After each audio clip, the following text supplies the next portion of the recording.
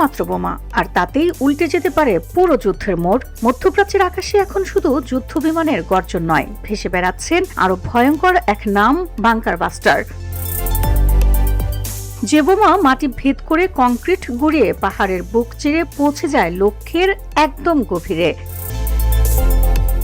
এক মাসের বেশি সময় ধরে ইরানে যুক্তরাষ্ট্র ও ইসরায়েলের লাগাতার হামলায় পরিস্থিতি এমনিতেই উত্তেজনার তুঙ্গে, কিন্তু এবার নতুন আতঙ্ক। ফোর্দোর পাহাড়ের নিচে লুকিয়ে থাকা গোপন স্থাপনাও কি নিরাপদ? যুদ্ধের এই পরিস্থিতিতে তেহরানের ফোর্দো পারমাণবিক স্থাপনায় বাংকার বাস্টার বোমা দিয়ে হামলা চালানোর কথা ভাবছেন মার্কিন প্রেসিডেন্ট ডোনাল্ড ট্রাম্প। আর এরপরই দেখা দিয়েছে শঙ্কা, যদিও এরই মধ্যে ইরানের ইস্পাহান শহরে বাংকার বাস্টার বোমা ফেলেছে যুক্তরাষ্ট্র।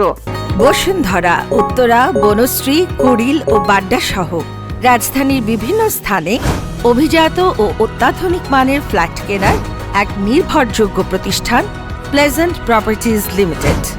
সামরিক বিশ্লেষকদের মতে এই বোমা সাধারণ বিস্ফোরক নয়, এটি আগে মাটি ও কংক্রিটের একের পর এক স্তর ভেদ করে নিচে ঢুকে যায়, তারপর নির্দিষ্ট গভীরতায় গিয়ে ভয়াবহ বিস্ফোরণ ঘটায়।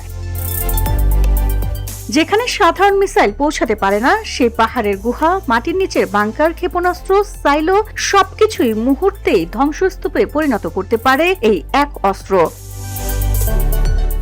সবচেয়ে ভয়ঙ্কর বিষয় হলো আধুনিক কিছু বাংকার বাস্টারে রয়েছে স্মার্ট ফিউজ প্রযুক্তি, যা বুঝে ফেলতে পারে বোমাটি কতটা গভীরে গেছে এবং ঠিক কোথায় বিস্ফোরণ ঘটালে সর্বোচ্চ ক্ষতি হবে। ওয়াশিংটনকে এবার ফোর্দোর গভীরে লুকানো ইরানের সবচেয়ে সুরক্ষিত স্থাপনাকে লক্ষ্যবস্তু বানাতে যাচ্ছে। যদি সেটাই হয়, তবে মধ্যপ্রাচ্যের যুদ্ধ আরো ভয়ঙ্কর, আরো অনিশ্চিত এবং আরো বিস্তৃত রূপ নিতে পারে।